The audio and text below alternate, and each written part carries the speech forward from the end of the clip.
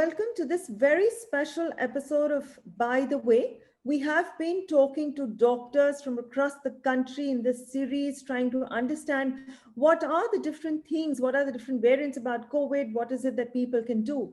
But today we're going to be touching upon an extremely important subject, which each one of us is battling with in this fight that we have during this pandemic with COVID-19. And that is our own emotional and mental well-being. We hear a lot of cases of people fighting depression, of people being in isolation, in quarantine, not knowing how to handle the entire onslaught that this virus has caused on us. And today I'm joined by filmmaker and writer Vandana Kohli, who has in fact just launched her new book called The Hinge, which is, if I have to just say it in the words that are written on the book, it's all about rediscovering emotional and mental wellness. What could be a better time than what we are in right now? Thank you for being with us, Vandana. And to start off with, I'm going to ask you a very relevant question. One is specifically in today's times when we're in the midst of COVID-19, there is just so much happening across the country, across the world. How do you think this whole part about emotional well-being, how does it become even more important than in normal situations? Well, Shikra, it is, as you said, extremely important because we are going through a situation where there is a sense of entrapment. Everybody feels extremely confined. Life as we knew it till a year ago or a few months ago has changed completely. We also usually resist change. Yes. So there is a lot of emotional upheaval, and people have been thrown into spaces where they are forced to stay with each other all the time. That puts a lot of pressure on everybody. You know, whether it's children, whether it's parents, whether it's grandparents, whether it's you were very accustomed to certain breathing spaces in the day when you would go out or when a spouse would go out. So there's a lot of tremendous pressure on a lot of people. Right. So, Vandana, I also gathered that the book, I'm specifically talking about The Hinge right now, is also like a collection of essays. You know, it strongly advocates about, practicing how to be consciously in touch with oneself, with our inner self, not to be absorbed with the other materialistic thing, whether it is ego or self-ego, etc.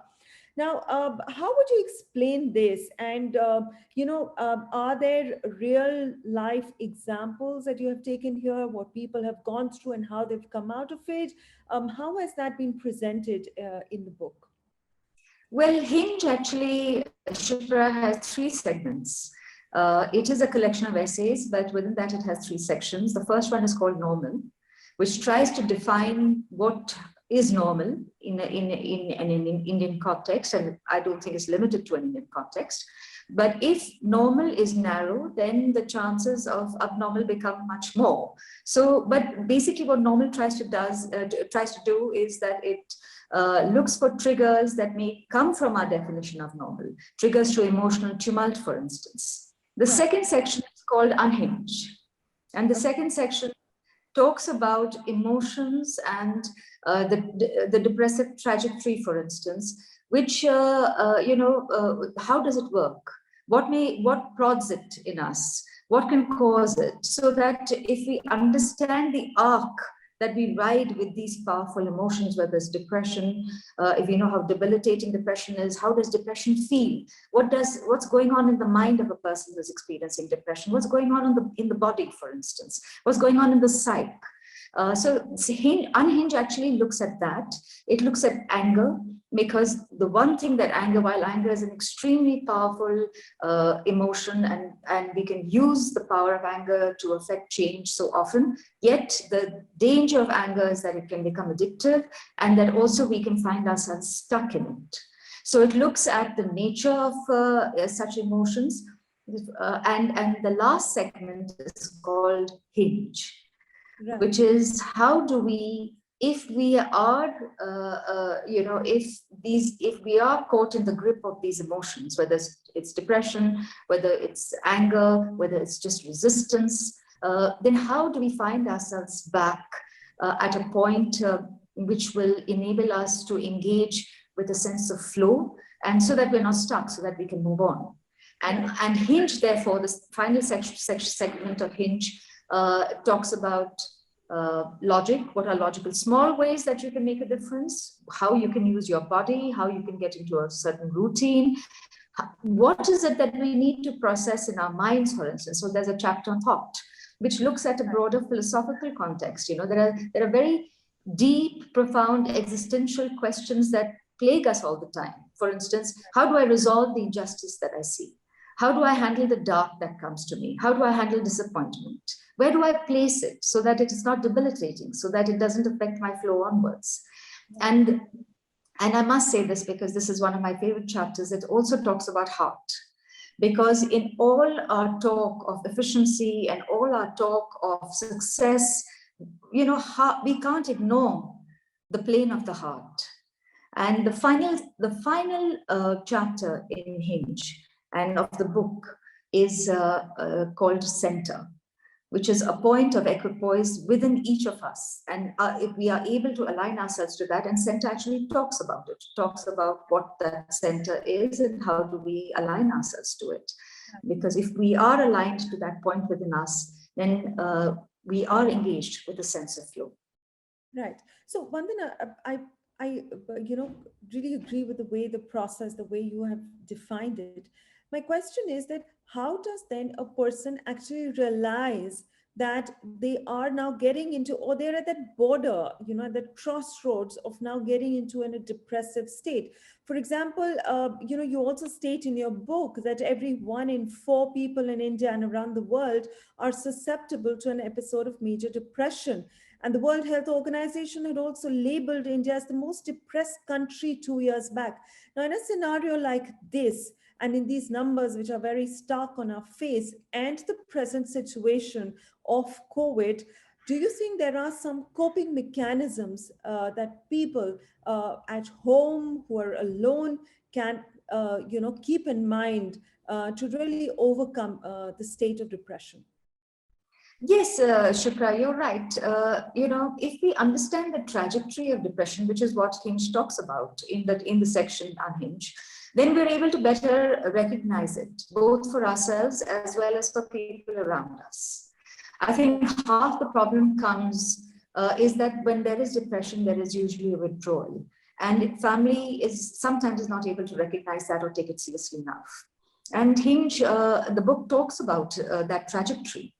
So yes, I think in that sense, I do think that it does offer you that perspective.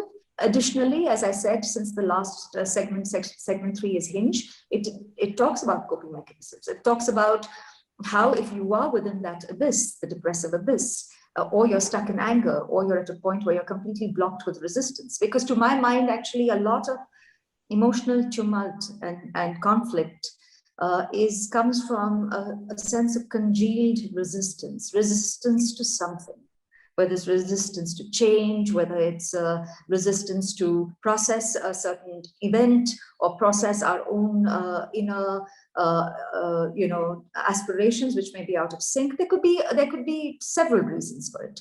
Right. And to answer your question earlier, to address it, yes, the entire book is peppered with stories and narratives from lives of people like us.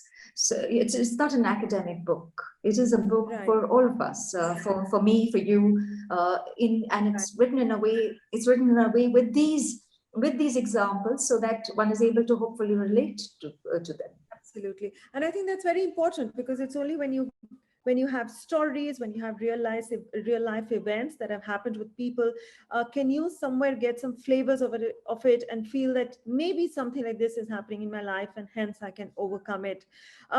Vandana, also the fact that, is there a particular age group where we are seeing more cases of, emotional overburden in today's times?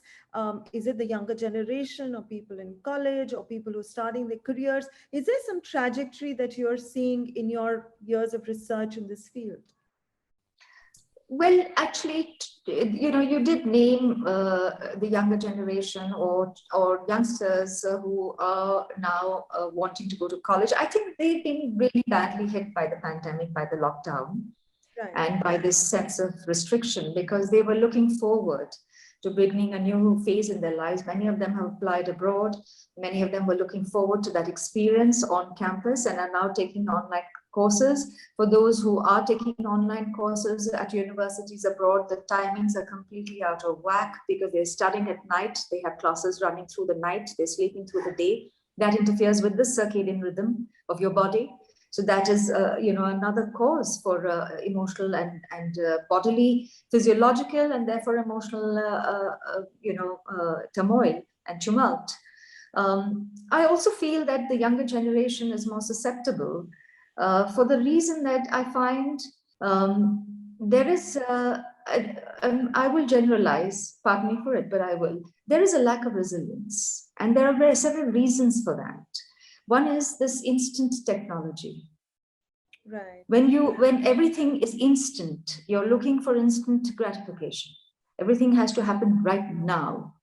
And when you're looking for instant gratification, you're also looking for constant stimulation. It has to be, something has to engage you all the time. You don't have more than 5 minutes or a few minutes for anything. And when you do that, then your stimulation becomes more and more extreme. And resilience comes with a sense of stillness, with a sense of stability, with the practice of stillness. And the technology around us, unfortunately, even though it is a boon in many ways, especially during this lockdown, you and I would not be having this conversation if we didn't have this technology. But the fact that it is overly rampant without any checks and balances is, to my mind, a great cause of concern. Because there is the technology and social media is not allowing spaces for stillness and spaces for inner stability.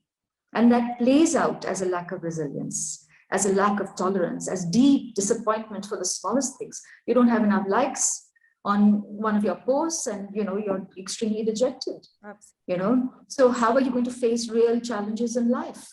And this is coming to a segment of people who are educated, who have the means of living in place. If this is something that we're going to be battling at this segment, then there's very little hope for other people who have real challenges in their lives. Absolutely. But tell me, Vandana, then, especially right now, and I'm connecting it back to the fact that we're all in lockdown, isolation, or people who have COVID are in quarantine. What do they do then? Should they just shun the overload of information that is coming to us because of technology, because of social media?